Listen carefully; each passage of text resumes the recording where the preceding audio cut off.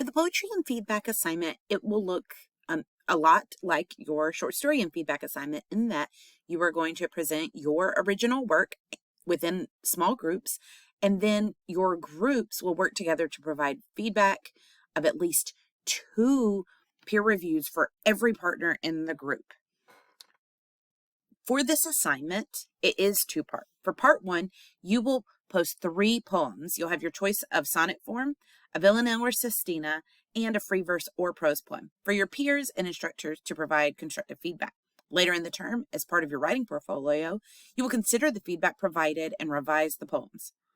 For part 2, you'll provide feedback on at least 2 classmates' poetry using the guidelines provided. Please read all requirements for both parts of the assignment.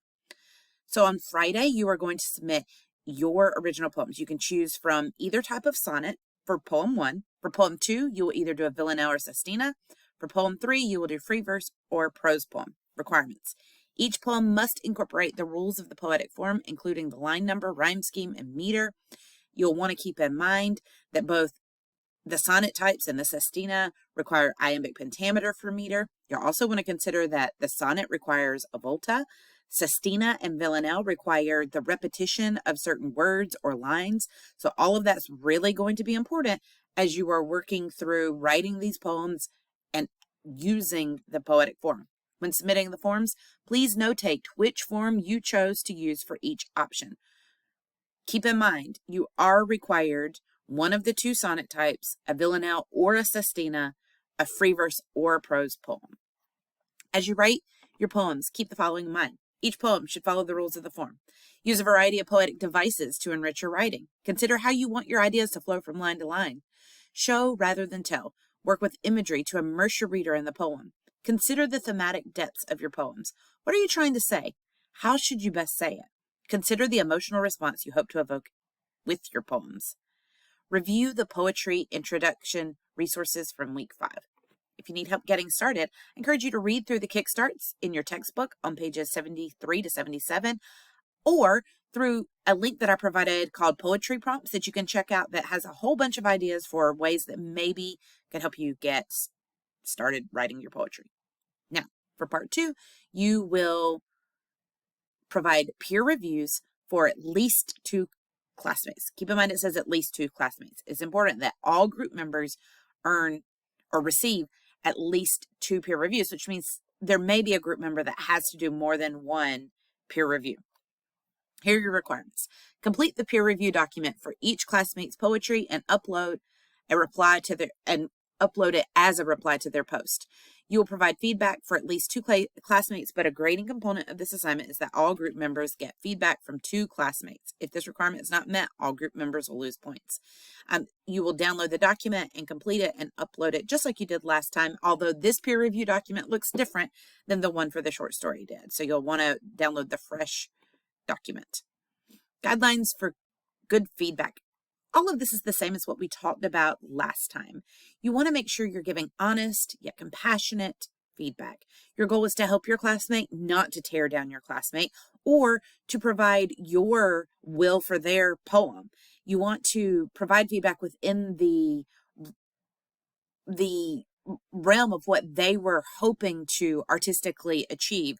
You're not going to want to put your artistic or creative preferences ahead of what they were trying to do. You want to provide constructive rather than destructive feedback. You are providing feedback through the lens of helping, not destroying or reconstructing it to fit your preferences. Your feedback should be thoughtful and thorough. In other words, it should be substantive and meaningful. For the short story assignment, most folks did a really great job with this. Continue with the good work there. If you didn't provide substantive enough feedback with the first assignment, you have been already made aware in your feedback from me on that assignment. So I encourage you to double check if I thought there was a problem. Now, the harder part, I think, is receiving feedback. And I've talked about this before, but it's really hard to put work that's so personal to you, that you put so much time and energy into. Your creative work is so close to you. I just advise that you avoid defensiveness. Our writing is so deeply personal. And if we choose to get defensive, it kind of keeps us from being able to grow as writers. So embrace and accept the feedback. Be open to the feedback and understand that the feedback is commenting on the work, not you as a person or even you as a writer. It's just to help you become a better writer. You should engage in reflection. Not all feedback has to be taken, but not all feedback should be disregarded. A vital part of the creative writing process is getting feedback, determining its value, and incorporating what resonates the most with you as a writer. I encourage you to check out the article, Accepting Feedback. As for grading, for this assignment, your grade will be awarded in parts. Here's the breakdown. For your first poem, you will earn up to 2 points. So that's going to be your sonnet. Then for your villanelle or sestina, you will earn up to 2 points. For your free verse or prose poem, you will earn up to 2 points. Then when we get to peer review, this is slightly different than last time. Peer review 1 is worth 1 point. Peer review 2 is worth 1 point. So last time those are worth 1.5 points. But because of the additional poem here, I reduced all to the poem, the number of points that we needed. And then up to 2 points. All group members must receive back from 2 classmates, or all group members will lose these 2 points. You'll notice that I provided you with the rubric to break this down further for you. So you'll notice that for each poem, I'm looking for adherence to form, imagery and language, and thematic depth for each of the different poetic types. So you can look at this to see what that will look like by way of earning points. Then for peer review, you will earn a point per peer review you complete. And then for the full group, 2 points awarded means all group members receive feedback from at least 2 classmates. 0 means at least 1 group member did not receive feedback from at least 2 classmates, or the student did not participate in peer review of any student. So there are ways to lose points in that category. For example, if you submitted your poetry, but then you didn't participate in peer review, but your group mates ended up making sure everybody had their 2 peer reviews, you would get no credit in the peer review section of the assignment. So I want to make sure that you fully understand that. All right.